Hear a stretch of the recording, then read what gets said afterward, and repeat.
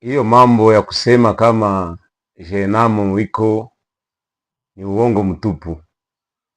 Ni mambo tu mabepari walipenda watishie watu, sababu walijua kama mabaya yote yenye walitutendea sisi wa Afrika weusi, siku moja tutafika muda ya kukumbuka yale mabaya yote na tunajilipisha kisasi.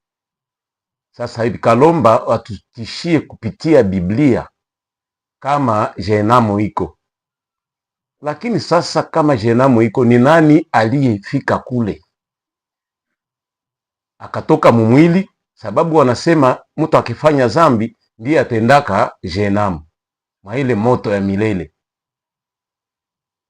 Sasa nani mwenye anajua kama alikufa na zambi na akasema kama iko mule moto ya milele? Na kwa sasa hata ni gisi wanatudanganya kwenda mbinguni. Ni nani aliyeenda mbinguni na akarudi akatwambia mambo inakuwa hivi? Wala tuambie kama Jenamu nako kuko hivi, ile moto ni ya milele.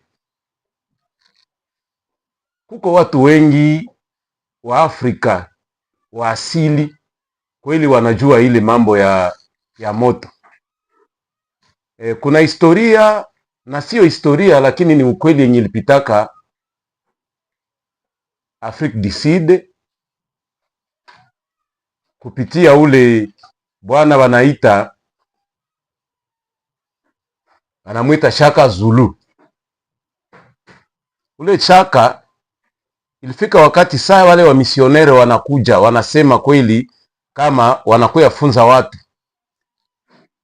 wanasema wanaletea watu Mungu na kuambia watu kama yeyote mwenye kabisa hataweza kumheshimu ule Mungu anamletea, manake atakuwa ametenda zambi, na yule mkukufa kutoka katika mwili ataenda mumoto ya milele. Yeye sasa akawaikalisha na kuambia kweli, akawaita wenzake maskari wenye alikuwa nao. Wakafanya nini? Wakatafuta kuni nyingi sana, wakakonga moto. Akafika wakati saa moto inawaka sana, yeye peke akaingia mwa ile moto, akasimama ndani ya moto hadi gisi zile kuni zote zilikwisha. Sasa akawaambia, nyinyi hivi mnasema moto wa milele iko, ni ya wapi tena yenye naweza kuwa moto wa milele kushinda hii yenye mumeona hapa?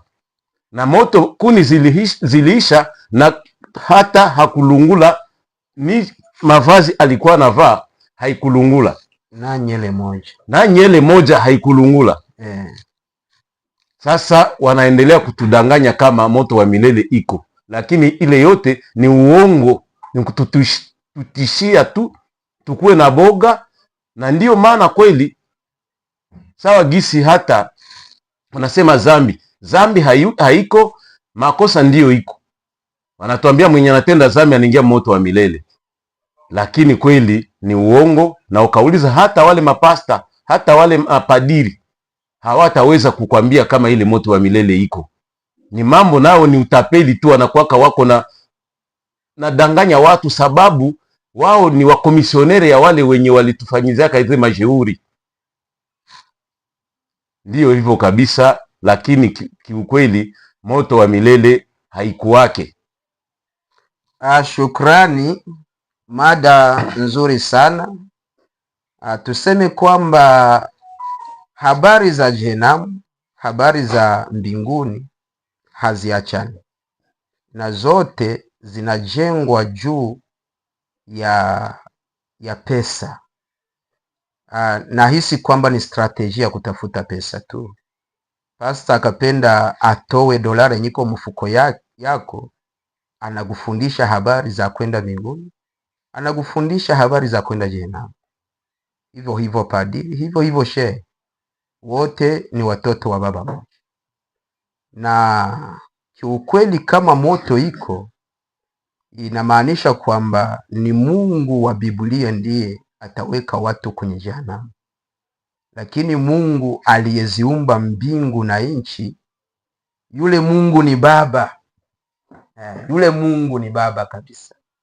Alafu baba, hata mtoto afanye zambi ya aina gani, Hakuna baba ambaye amewahi kuchoma mtoto wake sababu amekosa. Hapana.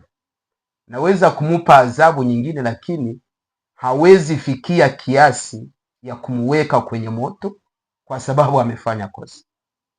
Kwa hiyo ndugu zangu wa Kristo, ndugu zangu Waislamu, sababu nyote mnafundisha habari za Jehenamu, ninawaomba mwambie watu ukweli, hata kama mnatafuta pesa zilizo kwenye mifuko yao.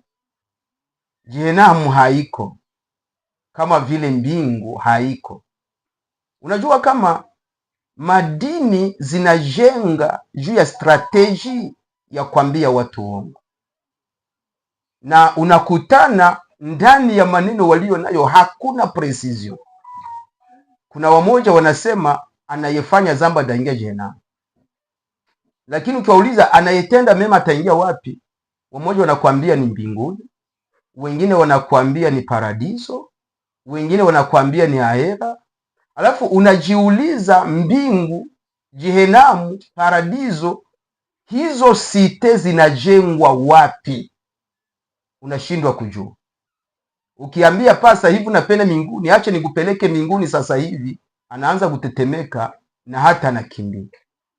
Alafu ile yote inaonesha kwamba maneno yale ni utapeli mtupu, ni utapeli mtupu, na watu wengi sana wamefungwa kwenye dini sababu ya oga ya vile vitu ambavyo kiukweli haviko. Jehenamu haiko, mbingu haiko, paradiso haiko. Na ukisoma kwenye kamusi ya Wafransa wanakwambia mbele yule anayeitwa Kristo au akuje, kulikuwa Jehenamu kwa Wagiriki na Waroma. Tangu enzi zote Waroma na Wagiriki waliamini kwamba mtu anapotoka katika mwili, nafsi yake huenda Jehenamu. Ile ndio sansa ya kwanza ya Jehenamu kwenye kamusi. Lakini sansa ya pili wanakwambia kwamba kila nafasi ambako kuna mateso, kuna desordre, hiyo nafasi inaitwa kuwa ni Jehenamu. Alafu ukikamata hii sansa ya mwisho yenye natoa hapa, utaelewa kwamba ulimwengu tunaoishi leo ambao umechafuliwa na Wakristo na Waislamu ni Jehenamu mtupu. Maana sote tunaishi katika mateso yake. Lakini tuseme kwamba sansa nyingine ni kwamba Jehenamu ni nafasi ambako Waroma na Wagiriki walikuwa wakitupa watu wote ambao wana makosa makubwa katika jamii zao. Na ile mambo ya ile neno ya Jehenamu iliwekwa kwenye Biblia ku 16e siècle wakati wa modification ya Biblia, lakini ilikuwepo kwenye jamii ya Waroma na Wagiriki.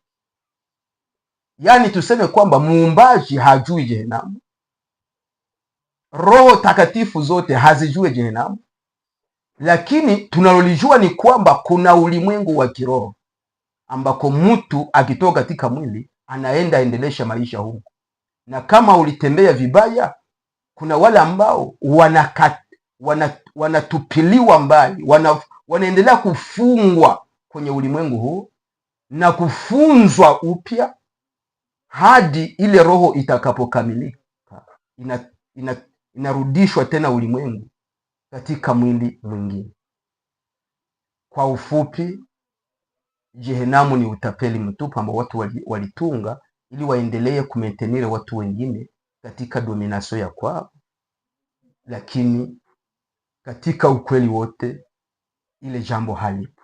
Basi tunakuomba wewe mfuasi wa Sauti ya Mwanga wa Afrika ujikaze, ushare, ulike na kupartage ujumbe huu ili ufikie watu wengine. Basi asante.